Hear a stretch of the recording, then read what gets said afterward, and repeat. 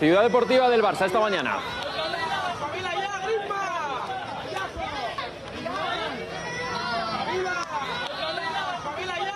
Así han despedido. Kaigat ulang coba-coba. Ya teman-teman, kembali Griezmann diolok-olok oleh supporter ataupun fans ataupun oknum Barcelona. Apa yang disampaikan? Bangun Griezmann badut. Nah, ini luar biasa ya. Aku kira di negara Irlandia aja yang ada menyebutkan supporter ataupun pemain bola seperti itu. Ternyata di Barcelona ataupun Katalan ada juga hal seperti itu disebutkan, Griezmann badut.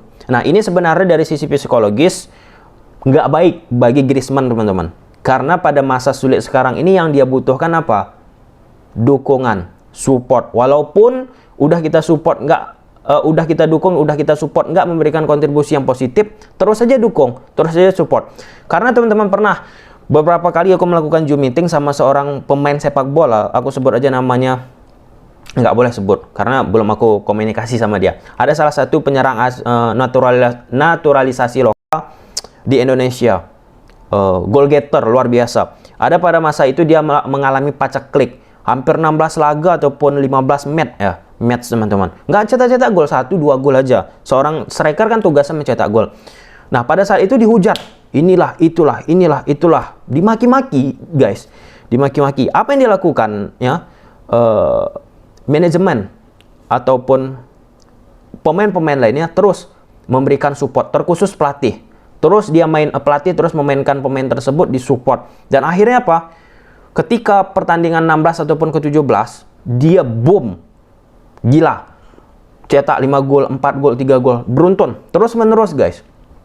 Nah, akhirnya apa? Butuh sekali sosok pelatih yang mampu mengerti Griezmann ini dan mensupport. Selain pelatih, pemain-pemain di lingkungan sekitar. Nah, mungkin hal tersebut memang sudah dilakukan oleh pihak FC Barcelona. Baik pelatih, tentunya sudah total mensupport, memberikan menit waktu bermain. Pemain-pemain Barcelona tentunya juga sudah mensupport Griezmann ini sendiri. Kembali, memang pada akhirnya Griezmann ini yang sudah kita buat berbagai macam series tidak cocok bermain di FC Barcelona. Tentunya bakalan sulit kalau kita bilang nggak cocok bermain di FC Barcelona. Sekarang nggak ada yang mau membeli Griezmann. Jadi apa solusinya? Pernah kita bahas juga. Ada dua solusi. Ini belum dilakukan oleh FC Barcelona. Ini pandangan aku ya guys ya. Dari hasil aku analisis taktikal juga dan dari sisi aspek psikologis. Nah, pertama, ganti pola FC Barcelona.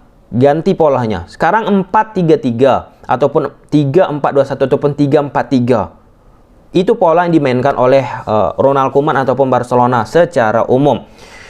Ganti menjadi pola 4-3-1-2. Seperti apa yang dilakukan oleh Griezmann di Prancis ataupun beberapa kali di ATM. Jadi, Griezmann itu bermain di belakang striker. Oke, di depan striker siapa? Depay ataupun Lord Braithwaite. Ganti skema. Ini bakalan sulit. Kenapa bakalan sulit? Karena Barcelona pernah diubah formasinya oleh Victor Valdés, legenda FC Barcelona, seorang kiper. Formasi diubah. Walaupun Victor Valdés pada saat itu menjadi pelatih usia muda FC Barcelona. Diubah. Apa yang terjadi? Terjadi cekcok antara Patrick Kluivert, salah satu direktur La Masia, memecat Victor Valdés. Karena apa? Salah satu faktornya karena merubah pola filosofi 4-3-3 menjadi 4-4-2 pragmatis. Jadi kalau kita berkaca, Koeman ubah formasi tentunya bakalan sangat sulit. Merubah filosofi dan lain sebagainya. Jadi saran yang pertama mungkin sangat sulit ya untuk dilakukan oleh Koeman. Jadi nggak mungkin Griezmann ditempatkan posisinya di seperti itu, di belakang striker. Yang kedua, Griezmann tidak dimainkan. Nah, ini aku nggak tahu apakah ada di kontrak disebutkan Griezmann dalam satu musim harus bermain 20, 10, 15, 30, nggak tahu aku. Biasanya ada ya kontrak-kontrak pemain-pemain top dimainkan harus 30 match per musim, 20 dan lain sebagainya. Nah, solusi kedua ini Griezmann jangan dimainkan. kalau misalnya nggak ada kontrak ya, jangan dimainkan 10 match, biarkan dia keluar. Bukan keluar maksudnya out, biarkan dia nggak main. Nah, jadi dari situ nanti secara psikologis bakalan timbul bagaimana cara Griezmann bisa menyesuaikan gaya permainannya dengan FC Barcelona. Ada efek ketika momen ketika Griezmann itu sendiri bakalan termenung melihat, oh gini ya, gitu ya, gini ya, gitu ya. Di samping untuk menenangkan dirinya karena bungkaman yang dilakukan oleh berbagai macam oknum supporter FC Barcelona terhadap dirinya. Karena untuk solusi yang pertama udah nggak mungkin ya, dalam tanda petik, nggak mungkin Barcelona merubah filosofi formasinya untuk menyelamatkan satu orang pemain umur 30 tahun seperti Griezmann. Nggak mungkin. Jadi solusinya seperti yang aku bilang kedua, nggak usah dimainkan, tunggu beberapa match, 5 match, 10 match, biarkan aja. Sembari menurunkan pressure yang sudah dia terima beberapa pertandingan terakhir ini. Luar biasa loh beban yang dimiliki oleh Griezmann. Dia pemain terbesar gajinya di FC Barcelona sekarang, tetapi kontribusinya nothing. Tidak ada memberikan kontribusi apapun. Cuman lari-lari, jogging, survei lapangan, kemudian mengotori baju, mengotori sepatu. Ini kita bicara by data. Nah, jadi kan pressure kencang untuk pemain sebesar dia, tetapi tidak bisa mengganti kontribusi ataupun menyamai kontribusi Lionel Messi. Jadi solusinya harus tidak dimainkan. Oke ya, itu untuk Griezmann teman-teman.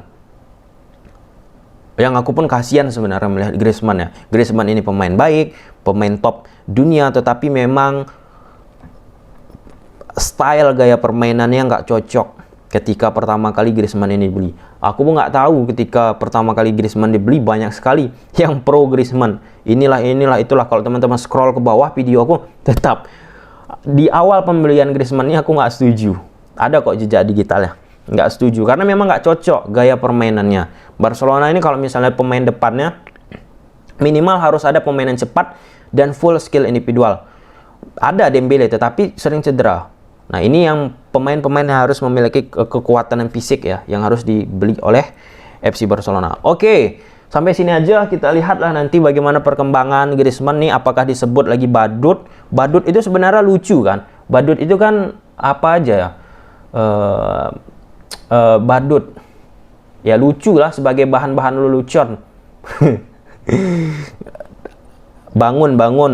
Griezmann badut. Bangun yang maksudnya ini main seperti biasa, main bagus gitu kan, memberikan kontribusi yang luar biasa bagi FC Barcelona. Bangun Griezmann, badut kan lucu, seharusnya menghibur, tetapi ini sebaliknya tidak menghibur.